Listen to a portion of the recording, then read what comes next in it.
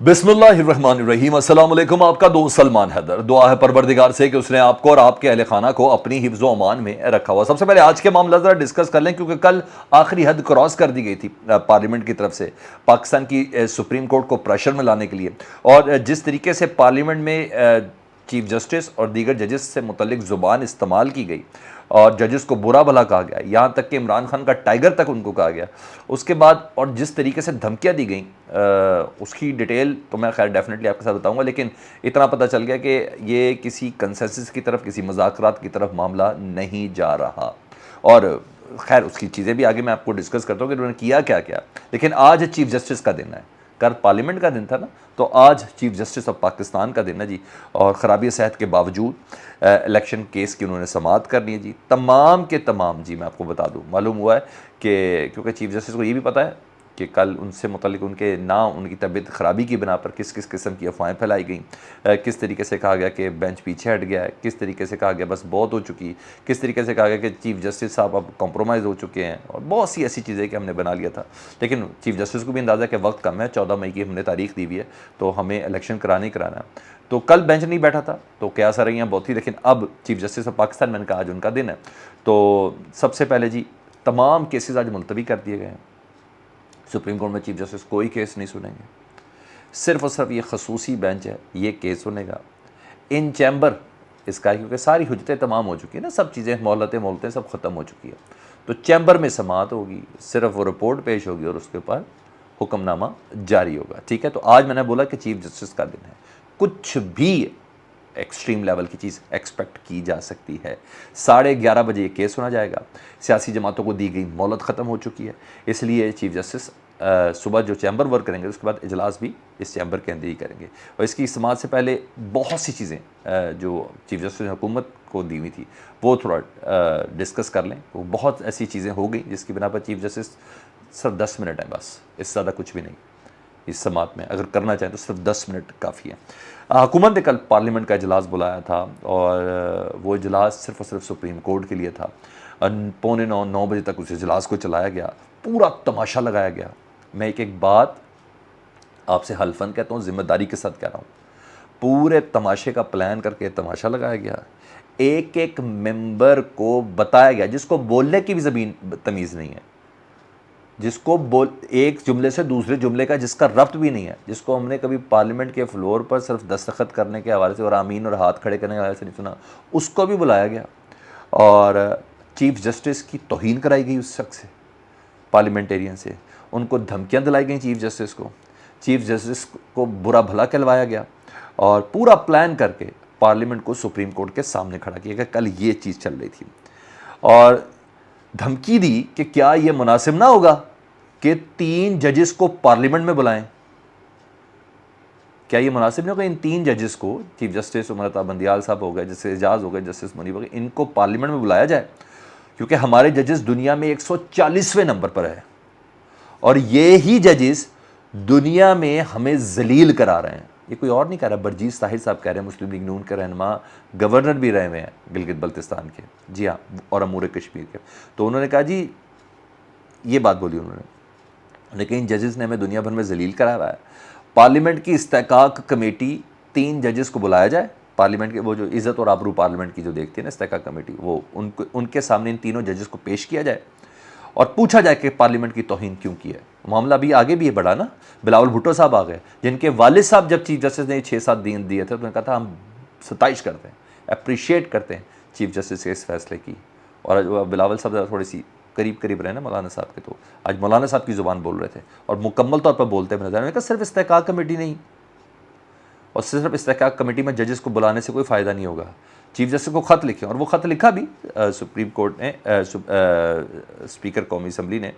और उस ख़त की हैरानगी की बड़ी मज़ेदार वजह ये थी कि वो सुप्रीम कोर्ट के चीफ जस्टिस को लिखा और चीफ जस्टिस तक पहुँचने से पहले पहले उसको मीडिया को दे दिया, ताकि कंप्लीट आला तरीके से ना आज के इस दिन का दबाव और प्रेशर बनाया जा सके। यानी पूरे तरीके से सुप्रीम कोर्ट के चीफ जस्टिस को ख़त अभी मौसूल नहीं हुआ, इन्होंने पब्लिक कर दिया। अच्छा, ये सारी गेम थी। बहरहाल बिलावल साहब ने कहा है कि अपनी हद से तजावुज़ ना करें और پوری گولہ باری کی. میں نے بولا کہ مولانا فضل الرحمان کی زبان استعمال ہو رہے تھے. انہوں نے کہا سپریم کورٹ نے، بلاول صاحب کہتے ہیں کہ اقلیتی فیصلہ مسلط کرنے کی کوشش کی ہے. اچھا یہاں سے غور سے سنیے گا. اور ججز کے حکم نامے کو انہوں نے کہا ہے توہین آمیز ہے یہ پارلیمنٹ کے جو انہوں نے حکم دیا ہے.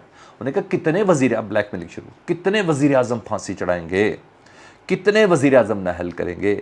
اب وقت آ گیا ہے کہ زمین پر ایک لکیر کھینچ دی جائے کہ کسی وزیر اعظم کو توہین عدالت پر فارغ نہیں کیا جائے گا. یعنی وزیر اعظم چھوڑ دیں، اب بلاول صاحب چاہ رہے ہیں کہ وزیر اعظم کی جائے پاکستان میں بادشاہت آ جائے. نون لیگ امیر المومنین کی طرف سوچتی تھی اور یہ اب بادشاہت کی طرف سوچتا ہے. ذرا یوسف رضا گیلانی کا بھی تو غصہ نکال رہا ہے نا. نانا کے غصے کی تو سمجھ آتی ہے، وہ یوسف رضا گیلانی کا بھی غصہ ساتھ ساتھ نکال رہا ہے. یعنی یہ پورا بادشاہت چاہ رہے ہیں کہ کوئی نااہل نہ کر سکے، کوئی سپریم کورٹ وزیر اعظم کو نہ پوچھ سکے ان کے فیصلوں سے متعلق. یہ پورا ایک بادشاہ چاہ رہے ہیں. تو شہنشاہیت لے آئیں، ختم ہو گئی بات. اچھا بہرحال انہوں نے کہا پنچایت میں کے کہنے پر ڈائلاگ نہیں ہوں گے. یعنی سپریم کورٹ کو پنچایت کا وہ کامیاب نہیں ہو سکتے، ان کا ڈائلاگ کا کسی قسم کا کوئی پلان بھی نہیں ہے. انہوں نے کہا یہ ججز چیف جسٹس یہ چاہتے کہ تاریخ میں ان کو ٹائیگر فورس کے نام سے یاد رکھا جائے. حد ہو گئی یار، بہت زیادہ تجاوز کر لیا تھا. میں نے بولا نا آج چیف جسٹس کا دن ہے، کل پارلیمنٹیرینز کا دن تھا، کل یہ 13 رکنی پارلیمانی پارٹی کے رہنماؤں کا دن تھا، کل کابینہ کا دن تھا. آج چیف جسٹس آف پاکستان کا دن ہے، جس کے قلم نے بولنا ہے، زبان نے نہیں بولنا. ٹھیک ہے جی. تو خیر بہرحال محسن داوڑ صاحب وہ بڑے آئین اور قانون کی بات کرتے ہیں. انہوں نے کہا چھوڑے 3 ججز کو استحقاق کمیٹی کے سامنے، ان کو پارلیمنٹ پوری کمیٹی بنتی ہے، پارلیمنٹ کے سامنے ان کو پیش کریں اور ہم ان سے سوال جواب کریں گے. اس کی ڈیمانڈ کر دی جی، تینوں ججز کو پارلیمنٹ میں پیش کرنے کی محسن داوڑ صاحب نے ڈیمانڈ کر دی. اچھا یہ تو ہو گئی ہے.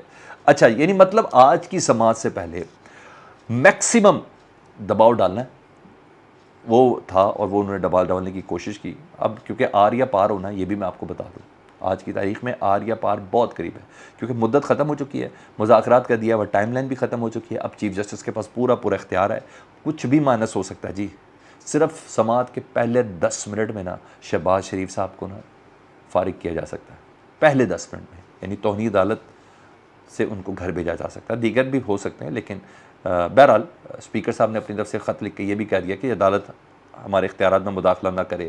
فنڈ ہم نے نہیں دینے، پارلیمنٹ نے کہہ دیا تو وہ نہیں دے دیا تو وہ نہیں دے دیا، تو یہ پارلیمنٹ کا ایک استحقاق تھا. بہرحال وہ خط پبلک جس طرح بھی کیا، لیکن میں نے کہا صرف پہلے 10 منٹ چیف جسٹس اگر اپنے اصول اور آئین اور قانون کی روح پہ آ جانا تو صرف پہلے 10 منٹ کافی ہے.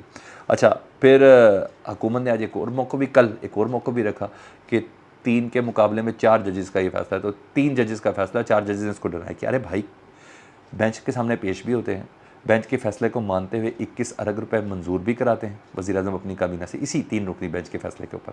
اس کے بعد پھر سپریم کورٹ کو تلنا شروع کر دیتے ہیں پارلیمنٹ میں. بہرحال ان کا ذہنی توازن تھوڑا سا درست ہو گیا ہوا ہے، تو اس لیے انہوں نے بھرپور طریقے سے کوشش کرنی ہے، اور وہ کرنا ہے کہ ہم پریشر ڈالیں. اور ہاں نااہلیت کے لیے ابھی سپریم کورٹ پروسیجرل بل بھی ہے نا، جس کا 2 مئی پہ سماعت ہے، اور پھر اس دوران انہوں نے بل حصہ بنایا، عمل تو نہیں ہو سکا لیکن حصہ تو بنایا نا. ہاں اس کے اوپر بھی توہین عدالت ہے. تو عدالت کے پاس کے ترشول میں ایسے کئی تیر ہیں جو ان کو چھنی کر سکتے ہیں.